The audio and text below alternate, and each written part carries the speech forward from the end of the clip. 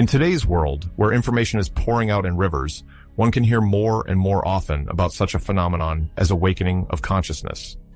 Many people strive for this state, anticipating the acquisition of a new, deep understanding of life. It seems that the veil of illusion is about to fall, and the true nature of reality will appear in all its glory.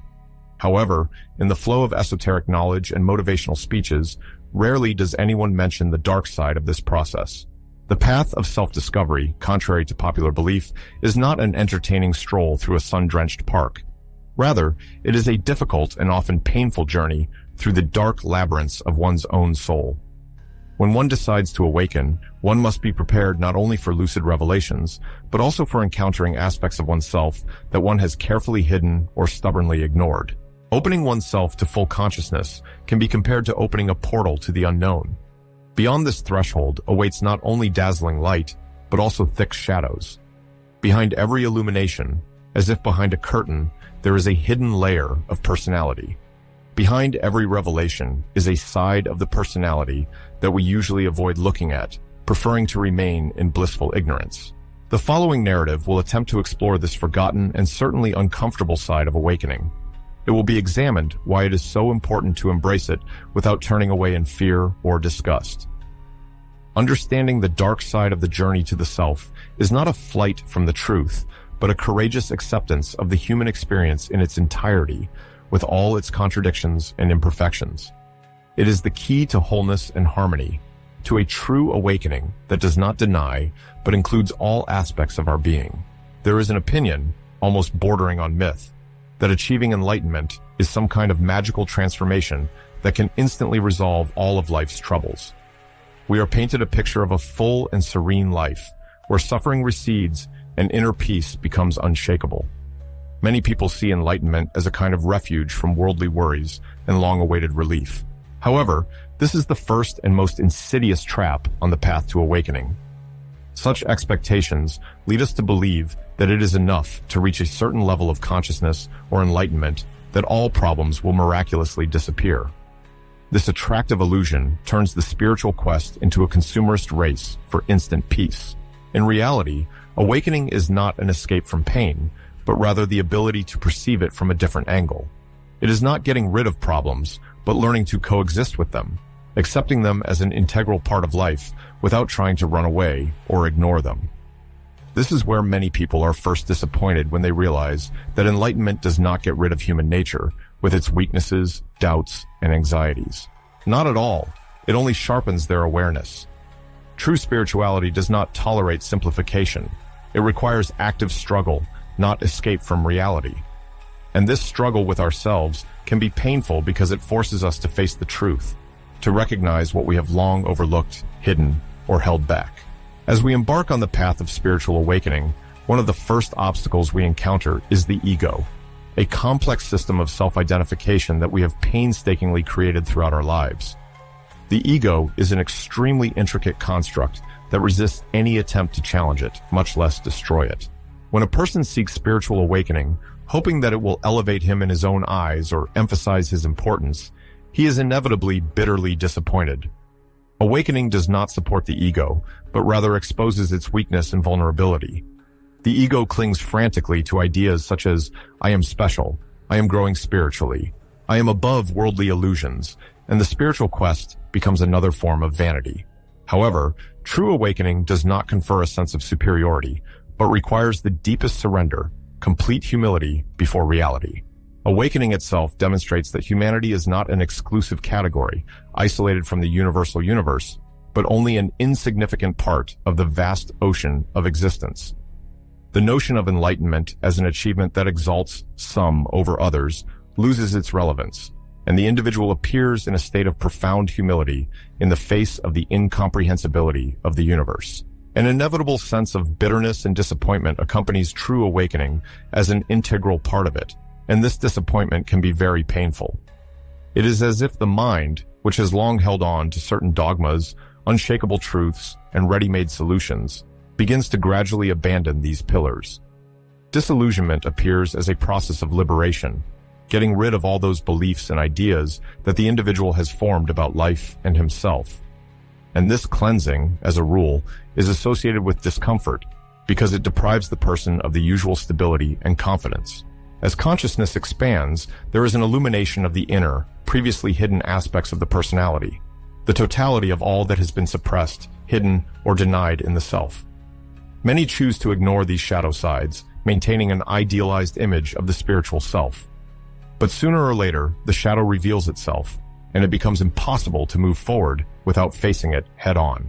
The shadow of personality is formed from those aspects that a person carefully avoids noticing in himself. These may be character traits that the individual considers unacceptable, feelings that cause shame, or painful memories buried in the depths of memory. The shadow includes everything that is repressed because it does not conform to the idealized image of the self that the individual seeks to maintain. Experience shows, however, that attempts to ignore these dark sides do not make them disappear. On the contrary, they fade into the shadows, continuing to operate at the level of the unconscious, influencing decisions made, shaping relationships with others, and determining the perception of the world. Confronting the shadows involves taking a bold step towards those aspects of the personality that can cause anxiety and discomfort.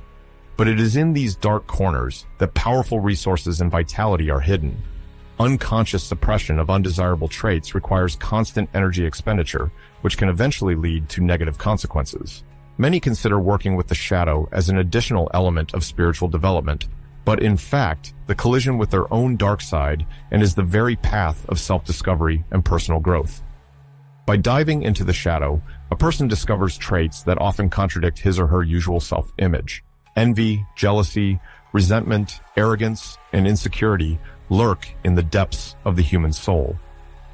Sometimes it is unbearable to realize that despite all our efforts to become better, kinder, and spiritually richer, we are still influenced by these negative emotions and impulses.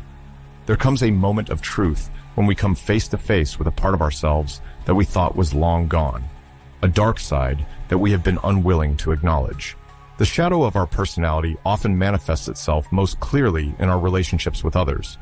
Every person we meet on our life path, especially those who cause us a strong emotional reaction, whether it be anger, fear, or even excessive attraction, to some extent is a reflection of our own shadow. The things that annoy or delight us in others are often aspects of our own personality that we have long ignored or rejected. This phenomenon, known in psychology as projection, was studied in detail by the Swiss psychiatrist and psychoanalyst Carl Jung. He argued that repressed character traits and unspoken feelings tend to be projected onto those around us. By realizing that what we are most concerned about in others is actually a part of ourselves, we can use our relationships as a valuable tool for self-discovery and personal growth, gradually breaking the habit of blaming others for the faults that are actually hidden within us.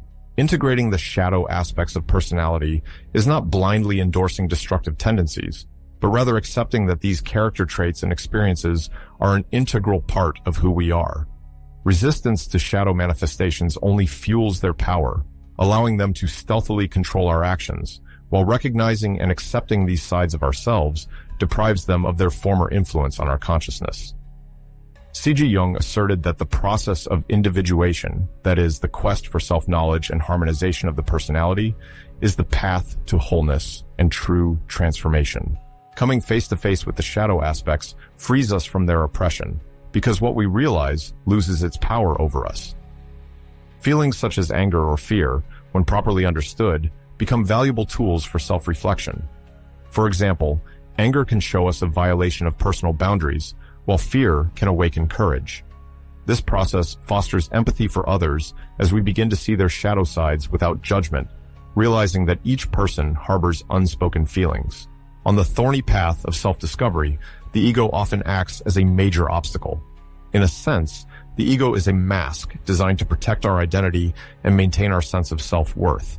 Along with this, however, the ego acts as a catalyst for underlying internal contradictions. The human mind, hardwired to create an immutable self-image, stubbornly resists the transformations that accompany spiritual awakening. This resistance, being a natural phenomenon, requires a deep understanding of the mechanisms of the ego's functioning and the reasons for its fear and desire for control when confronted with the idea of dissolution. The ego, as the center of human identity, is the structure that supports the beliefs, aspirations, and image formed throughout the life course. It is responsible for the feeling of individuality and isolation from the world around us, which in turn becomes a barrier to spiritual development. The ego skillfully creates the illusion of permanence, convincing that personality is determined by thoughts and life's vicissitudes. Throughout life, the ego is strengthened by experience and the need for self-protection, clinging to labels, accomplishments, and even failures in a continuous search for validation of one's own importance. Consequently, any attempt at transcendence, any manifestation that identity is not as unshakable as it seems, provokes inner resistance. The ego has a deep-seated fear of the prospect of dissolution because it perceives the process of spiritual awakening as an existential threat. For the ego, whose essence is built on beliefs and self-definitions, abandoning them is tantamount to ceasing to exist. This fundamental fear is the source of powerful inner resistance. When the opportunity to expand consciousness arises, the ego reacts by mobilizing defense mechanisms that manifest as fear, skepticism, and even anger. It desperately tries to maintain control for fear of being overtaken by something beyond its comprehension. This inner struggle is reflected in various spiritual teachings. Jesus, in calling to lose one's life in order to gain it, spoke of the need to abandon the illusions created by the ego as the path to finding true life. Losing oneself in this context does not mean annihilation, but rather the discovery of a new, deeper way of being. It is a common belief that merging with divine or universal consciousness entails a loss of individuality, but the truth is the opposite. Rather, it is an expansion of consciousness to the scale of the entire universe, an enrichment of experience, and a deepening of understanding. Using an analogy from the world of physics, we can say that when two waves are in harmony, that is, they have the same frequency and phase, they create constructive interference, reinforcing each other. Similarly, the merging of individual consciousness with universal consciousness leads to mutual strengthening and enrichment. When two waves merge, their energies sum up, producing a wave with increased amplitude, which is a vivid analogy of the processes occurring in human consciousness. The ego, driven by an unquenchable thirst for dominance, seeks to subjugate even the spiritual path, putting on the guise of enlightenment and creating the mirage of reaching the highest stage of development. Chogyam Trungpa, in his work The Mask of Enlightenment, deeply analyzes this false spirituality, which is the ego's attempt to shield itself from transformation by turning spirituality from a process of liberation into some kind of title or achievement. This phenomenon manifests itself in the creation of an egoic, holy image based on ideas of superiority and a belief in one's own superiority over others. In this way, the ego avoids genuine inner work, substituting a theatrical role for true awakening. This trap of the enlightened state is an elaborate subversion that can retard spiritual growth and keep one in a vicious circle of illusion. The only way to overcome the ego is through relentless vigilance and humility. It is necessary to observe one's thoughts and attitudes closely, questioning the motives behind our actions.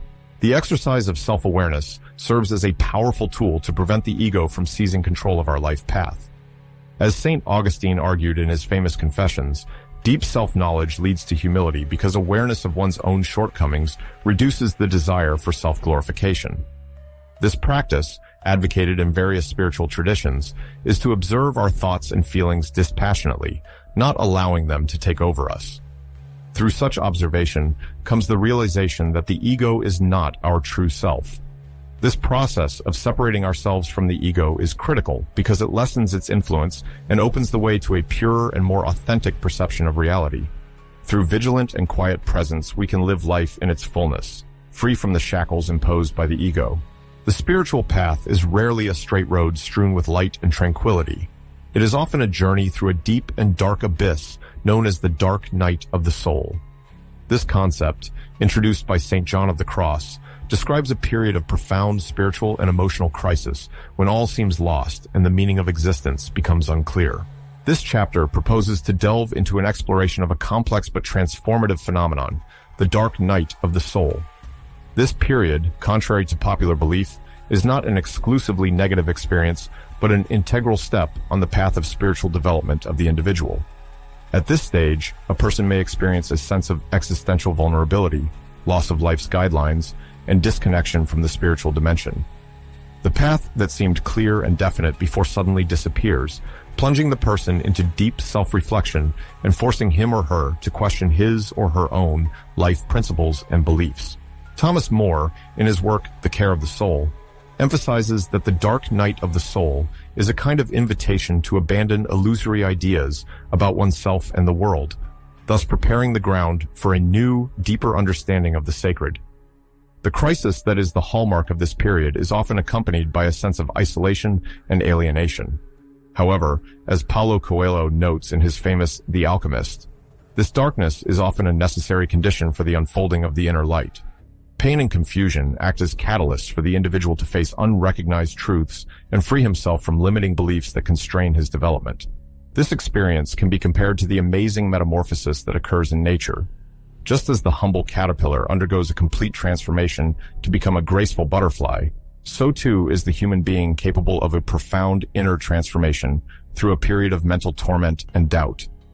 Just as a caterpillar goes into a cocoon to experience the process of transformation in solitude, so man must accept his dark night of the soul in order to be reborn. It is the pain and confusion that accompanies this period that can lead to spiritual rebirth, opening up a new vision of oneself and the world around one. One of the main keys to successfully navigating this ordeal is acceptance. The great psychologist Carl Jung wisely observed that resistance only strengthens what we are struggling with, while acceptance opens the way to transformation. In moments of heartache and confusion, resistance only exacerbates and prolongs suffering. However, when we find the strength to accept the situation, allowing ourselves to fully feel all the emotions that arise, we create space for positive change. Accepting the dark night as an integral part of the spiritual path allows us to let go of control, and as a result, find an easier path through the darkness. This process can lead to clarity and understanding that previously seemed unattainable. The lessons learned during the dark night of the soul prepare us to live a more authentic and fulfilling life, more in tune with our true nature. Overcoming dark periods of life does not guarantee the instant disappearance of heartache, but it is evidence of an acquired ability to bear the experience more resiliently, finding new bearings and deeper meaning in the pursuit of an elevated state of consciousness and crystal clarity. On the path of spiritual development, as one delves deeper into practices and expands one's knowledge, there is a danger of succumbing to the illusion of spiritual superiority. Egoistic tendencies can distort the experience by creating a deceptive sense of self-importance. Secret pride can creep into the mind, leading one to believe that he or she is superior to others. The idea of enlightenment is often presented as the pinnacle of spiritual development, but the pursuit of it can easily transform into competition. Osho, in his work The Revolution of Consciousness, emphasizes that when enlightenment becomes an object of status and prestige, there is a departure from its true purpose. The ego begins to seek validation of its own importance through spiritual achievements, forming a belief of a higher level of development than others. Brené Brown, in The Gifts of Imperfection, characterizes pride as a defense mechanism designed to hide inner vulnerability. Feeling insecure about one's own worth, one may cling to a false sense of superiority to compensate for this gaping void. The defensive reaction may manifest itself in belittling others or being critical of those who do not share the chosen spiritual path. Such behavior not only repels potential like-minded people, but also deprives one of the opportunity to appreciate the diversity of human experience. By erecting barriers between oneself and others, one misses the chance to enrich oneself with knowledge from different life paths and worldviews. Spirituality is meant to unite people, welcoming and valuing everyone's experience, not to create competition for the possession of truth. Going deeper into spiritual practices risks isolation, a kind of spiritual cocoon. Jack Kornfield, in his book The Way of Love, notes that excessive self-reflection can lead to alienation from the real world and authentic human relationships. Excessive focus on personal growth sometimes leads to a loss of empathy and connection with others. This detachment can lead to a sense of superiority, where the world becomes divided into the enlightened and the unknowing, the right way and the wrong way. This dualistic view of the world has destructive potential, perpetuating the idea of separation and feeding hidden pride. True spirituality is based on humility, which, contrary to popular belief, is not self-abasement. Rather, it is a reorientation of the focus of attention from personal experiences to the world around us. Humility opens one's eyes to the fact that the spiritual path is a collective journey where each participant contributes to the overall growth and development by facing unique challenges and overcoming individual difficulties. True spirituality finds its expression in active service and genuine compassion. The ego, like a skillful manipulator, can distort spiritual aspirations by giving the illusion of superiority based on supposed knowledge or accomplishments in practice. However, true enlightenment does not lie in elevating oneself above others, but in the willingness to come to the aid of those in need. When spirituality is seen as a tool for supporting and helping one's neighbor, there is a refusal to think in terms of superiority. Service becomes a mirror of one's own awakening, a chance to connect with all of humanity and weave a network of comprehensive compassion. The awakening of consciousness is not the attainment of some final enlightenment, but the discovery of the ability to see the whole palette of human experience in all its diversity. Anyone who ventures on the path of self-discovery must realize that he or she will encounter his or her own demons, experiences, and misconceptions of self. It should be understood that spiritual awakening is a never-ending process, where each new step reveals hitherto hidden aspects of the personality, requiring reflection and acceptance. One should not be afraid of the dark side of this process, because it is an integral part of it. It is by immersing oneself in darkness that one gains true strength and the ability to accept oneself as a whole, with all one's strengths and weaknesses. The author hopes that the presented material was useful for viewers on their way to expanding the horizons of consciousness, and thanks for your attention.